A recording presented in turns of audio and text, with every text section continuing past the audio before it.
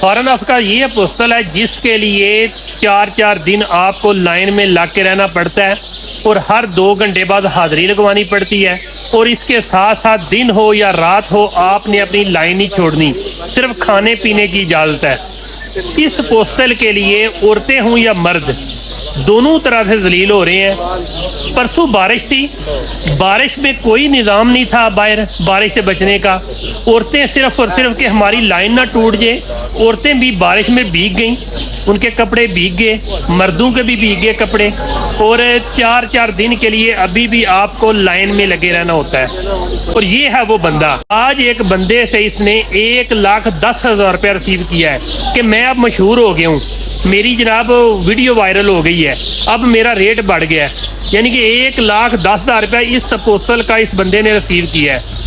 मेरी एक foreign office के ऑफिसर से बात हुई है, मैंने कहा कि रोजाना कि आप 100 बंदों को डील कर रहे हो, तो आप वैसे कितने बंदों को डील कर सकते हो? उन्होंने कहा कि हम चाहें तो 1,000 बंदे को भी अगर रोजाना का पोस्टल देना पड़े तो हमें कोई फ़र्क नहीं पड़ता, लेकिन यह है कि फिर निज़ाम नहीं चलता अफसरान का।